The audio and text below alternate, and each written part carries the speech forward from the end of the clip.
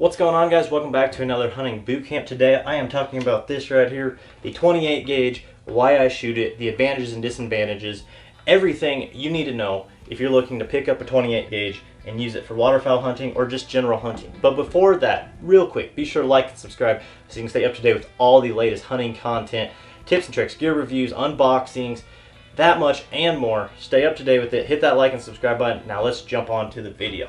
So the 28 gauge, and I will preface this right now by saying this is the TriStar Viper G2, so if anyone is curious as to what model it is, there you go. And I actually did a full review on that. I'll put it up here. You guys can check that out if you want to know more about this specific gun. But why do I shoot a 28 gauge? I've been asked this question quite a bit, and it's pretty simple. You know, I went on a trip back when I was 11 or 12 duck hunting with some family friends and cousins and stuff. One of the guys out there actually had a 28 gauge. That was the first time I had ever even heard of it. Now granted, this was 15, 16, 17 years ago. It's been a long time. But from that moment, I knew that I wanted one because it was just such an oddity to me. Such a cool little gun, you know, looking it over and seeing how small it was.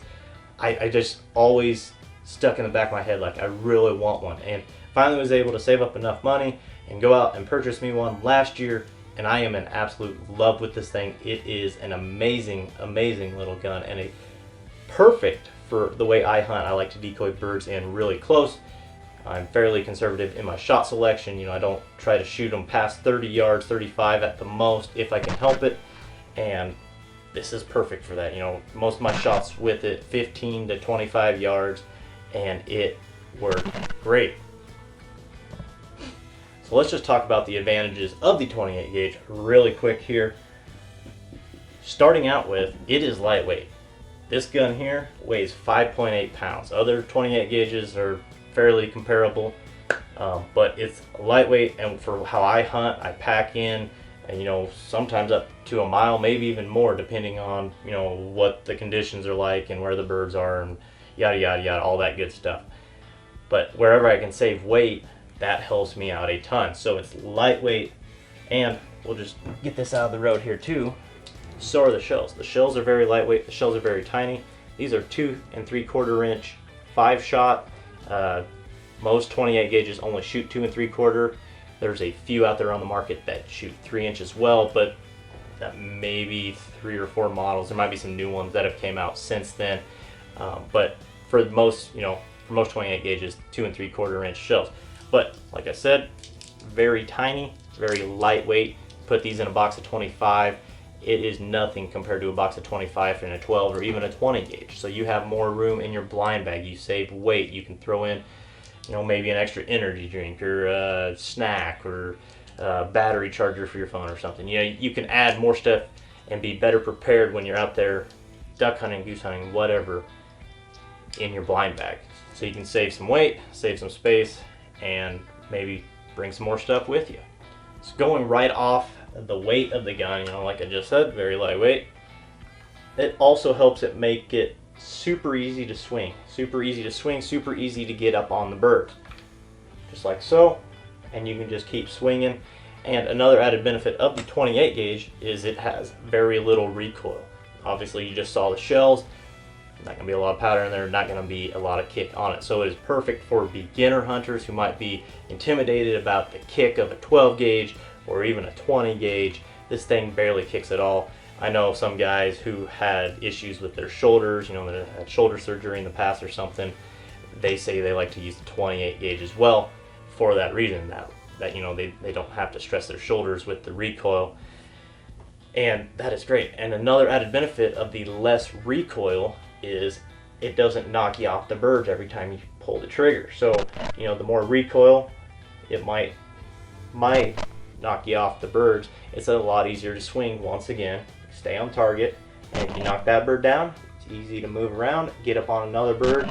And those two reasons right there are why I believe I've had such great success in just the past year and a half hunting with this. Is those reasons right there. You know, less recoil, lightweight, easy to swing, easy to get on birds. Those are the main advantages to the 28 gauge. And yet another advantage is it's less noisy. If you've watched any of my videos in the past, With the 28 gauge, you can hear it make a ting sound rather than a bang. Nice. Versus that of like a 12 gauge or a 20 gauge even. That doesn't mean you can shoot a 28 gauge and not have to, protect your hearing, because once you lose that, it's gone. So that's not what I'm saying, but it is less noisy, which is another added benefit. Now on to the cons. What are the negatives of shooting a 28 gauge? Well, if you've read any articles, you Googled it or whatever, what's wrong with shooting a 28 gauge? A lot of them are going to tell you it's not good for waterfowl hunting, which always gave me kind of a chuckle. I've talked to guys on forums, on Facebook, wherever, that shoot 28 gauge at waterfowl, and myself included, it does work. There's even some pit blinds and like duck clubs that have things like sub gauge only, so like 20 gauge or lower. There's even guys shooting 410s at ducks. It encourages you to work the birds in closer. It encourages you to take your time and make the best shot possible. And it's less noisy when you're tucked into a pit blind and you're just letting shots off. They can get pretty noisy once again. So those articles are incorrect. It is a viable option for waterfowl. That is probably because of the advent of the bismuth shot shells, and there might even be some tungsten options out there, but bismuth is a great option for that. But that actually brings me into the first con, is shell availability. For lead, I could find 28 gauge shells at my local Walmart. 6 shot, 7 shot, whatever. If I want to shoot doves or even, maybe some quail or pheasant, not a problem. I can find those fairly easy. They're a little more expensive than the 20 gauge and the 12 gauge, which another con, pay a little more. To get the steel shot, you have to go to more of the big box stores. I haven't found any steel at any Walmarts in my area, but that doesn't mean they don't carry it in other areas. But the shell availability is a limiting factor, definitely a negative for the 28 gauge. And going off of that is, if you don't want to shoot steel, there are other options, and there's beginning to be more and more, which as sub gauges resurge in popularity, there's companies that are trying to fulfill those needs that people want for shotgun shells and whatnot. So one of the ones I really like are these. These are Boss shot shells. They're custom order. They are fairly pricey, but they are worth the money. They're bismuth and they knock birds down. They do really good work. But like I said, there's not a ton of options out there. There's definitely a lot less than that compared to the 12 gauge and the 20 gauge.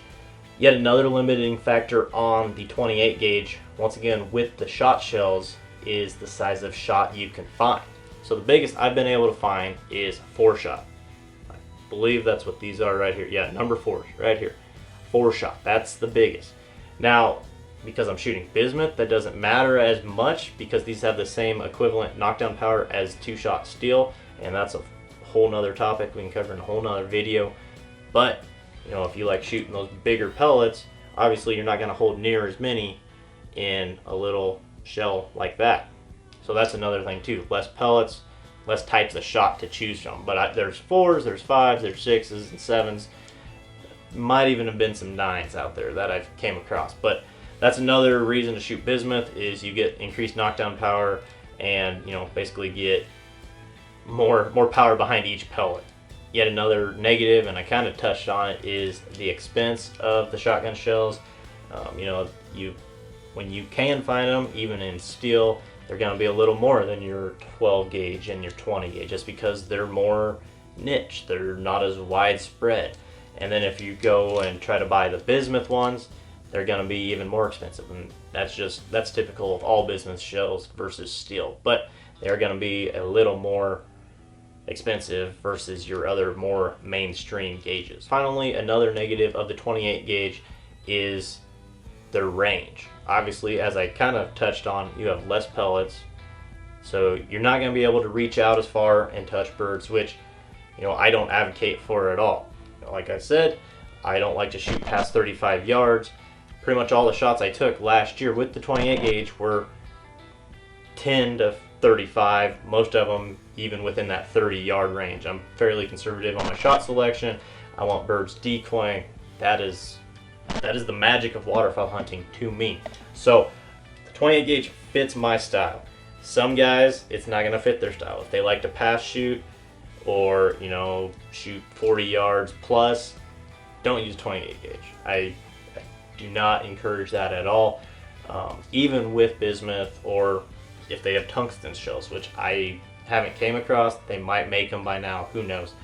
But if you hunt birds in close, if you like decoying them in close, I would say use a 28 gauge if you choose to, because it's just a fun little gun to shoot. Honestly, that's what it all comes down to. It's a fun little gun to shoot, and if you can build confidence in it like I have, then you can be extremely successful with it.